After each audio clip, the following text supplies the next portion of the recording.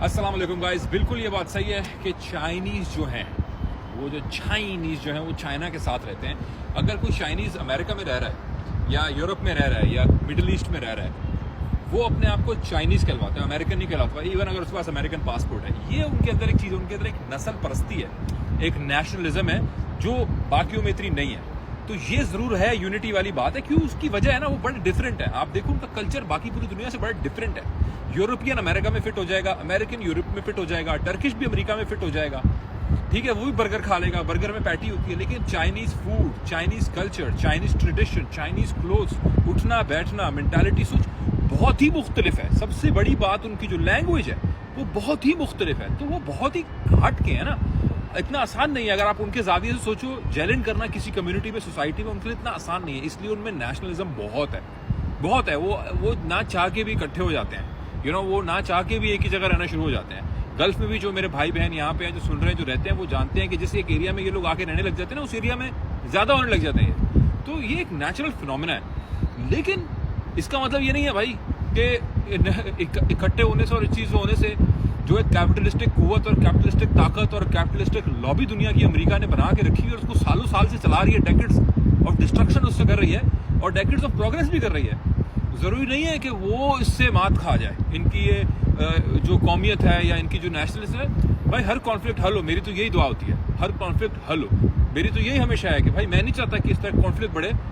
लेकिन सवाल है पिविट एग्जिट का, जो एक्चुअल सवाल होना चाहिए आपका कि पिविट एग्जिट किधर गया। पिविट एग्जिट की बात आप करते थे, वो कहाँ आ रहा है, वो कब आ रहा है। आज आप देख लो, मेरी कुछ दिन पुरानी वीडियो मैंने बनाई थी बीटीसी डोमिनेंस के ऊपर, चार्ट खोल के दिखाया था। मैं अक्सर चार्ट नहीं दिखाता, उसमें मैंने चार्ट खोल के भी दिखाया था कि बीटीसी डोमिनेंस अपनी एक बड़ी इंपॉर्टेंट रेजिस्टेंस पे खड़ी है। आज संडे का दिन है, 20 अप्रैल है। मुझे बताओ आज बीटीसी चार्ट तोड़ के नीचे आ रहा है कि नहीं आ रहा? बीटीसी नीचे आ रहा है, बीटीसी रेड में है। लेकिन जहां बीटीसी रेड में है, वहां मुझे बताओ ऑल्ट्स कहां है? पंप हो रहे हैं कि नहीं हो रहे? डॉट भी ऊपर जा रहा है, एक्सआरपी भी ऊपर जा रहा है। सोलाना ने हमारा लॉन्ग का टारगेट 142 का पकड़ा है। मैजिक को देखो कहां पे जा रहा है। डिफरेंट ऑल्ट्स में कितनी स्ट्रेंथ आ रही है, बीटीसी की डोमिनेंस नीचे जा रही है। ये है पिविट एग्जिट का आगाज, और ये खामोशी से होगा। लोगों को लग रहा होता है कि यार ऐसे आगाज से पहले पिविट एग्जिट के, या ऐसे बुलिश मूव से पहले मार्केट के, या जब भी मार्केट में ऑल्ट्स में रैली आनी है, या हम लोगों ने अपने टीपीएस की तरफ जाना है, या हम लोगों ने 2x 3x की तरफ इंशाल्लाह जाना है, उससे पहले कोई बड़ी खबर आएगी मार्केट में जो ब्रेक हो जाएगी और बड़ा कोई मार्केट में कोई चीज आ जाएगी, डेवलपमेंट हो जाएगी, जिसके बाद मार्केट रैली लेगी। नो, मार्केट चार्ट फॉलो कर रही है। मार्केट रैली पहले लेगी, खबर आपको बाद में मिलेगी, ठीक है जी। आपको वो खबर देगी नहीं, आपसे खरीदवा लेंगे। इसीलिए भाई देखो, स्पॉट लिस्ट हमने दिया 16 अप्रैल को ग्रुप के अंदर, आज वो प्रॉफिट में है। पिछले 4 दिन के लॉन्ग हमने होल्ड करके रखे, आज वो प्रॉफिट में है। मैजिक का शॉर्ट भी हमने आज पकड़ा, वो भी प्रॉफिट में है। बीटीसी की भी ट्रेड इंशाल्लाह देंगे।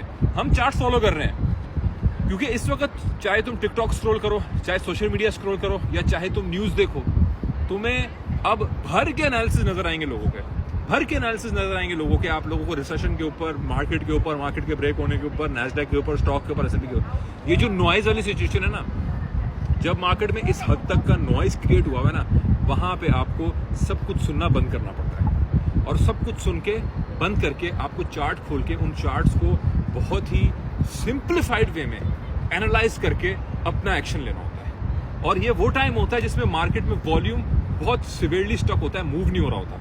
और अगर आप देखो पिछला पूरा हफ्ता, पिछले 10 दिन हमारे किस तरह वॉल्यूम में स्टक गए हैं, मूव नहीं हुई मार्केट। ये सारे इंडिकेटर्स बॉटम्ड आउट हैं, ये सारे इंडिकेटर्स बॉटमिंग आउट किए हैं। बिग मनी मार्केट को उस दहाने पे लाना चाहती है जहां पे मार्केट का वॉल्यूम डेड हो, ठीक है। अब भाई ईस्टर भी है, छुट्टी भी है, अमेरिका में छुट्टी है, ईस्टर है, ओके फाइन।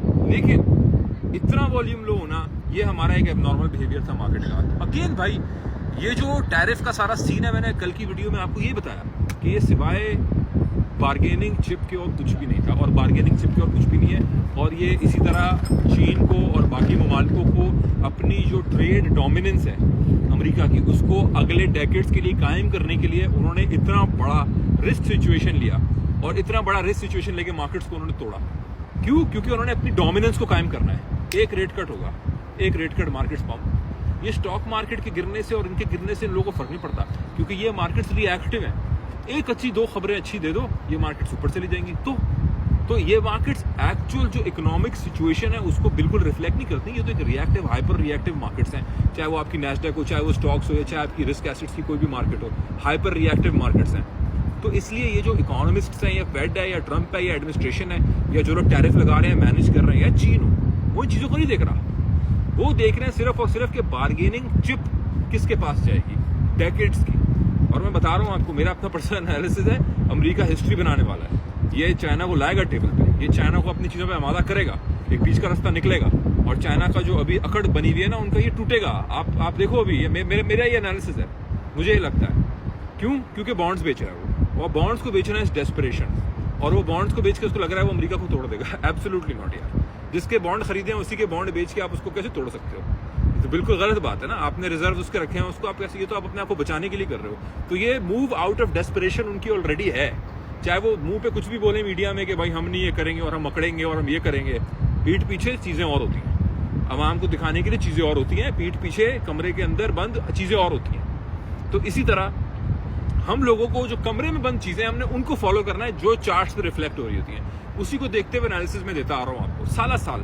और अल्लाह का शुक्र है, दिसंबर का लास्ट एग्जिट हो, ट्रंप के आने के बाद इकोनॉमिक डाउन टर्न हो, या अब का पिवट एग्जिट हो और आने वाला उसके बाद रिसेशन हो, जिसकी लोग अब बातें करना शुरू कर चुके हैं। ये जब मैं पिछले साल बातें कर रहा था, समझ नहीं आ रहा था लोगों को, बुरा लग रहा था मैं, लेकिन अल्लाह का फजलो करम है कि वो बातें आज अब टॉप इकोनॉमिस्ट इन यूएस भी कर रहे हैं। और ये आपका जो है ये नाचीज शारिक जब ये बातें कर रहा था तो बुरा लग रहा था। अब टॉप इकोनॉमिस्ट यूएस के जब बातें कर रहे हैं तो इतनी बड़ी बड़ी खबरें आ रही हैं उनके नामों की, इतनी बड़ी बड़ी खबरें आ रही हैं। तो मैं तो आप लोगों के लिए बोल रहा हूँ भाई, ये सारे डिसीजन मैं अकेले लेके ट्रेड लेके भी कर रहा हूँ काम, लेकिन मैं आप लोगों को ये सारी तस्दीक शुदा बातें सदाकत के साथ उन चीज़ों को देख के, उनको समझ के फिर मैं आप लोगों से शेयर कर रहा हूँ। थैंक यू सो मच, जज़ाकल्लाह।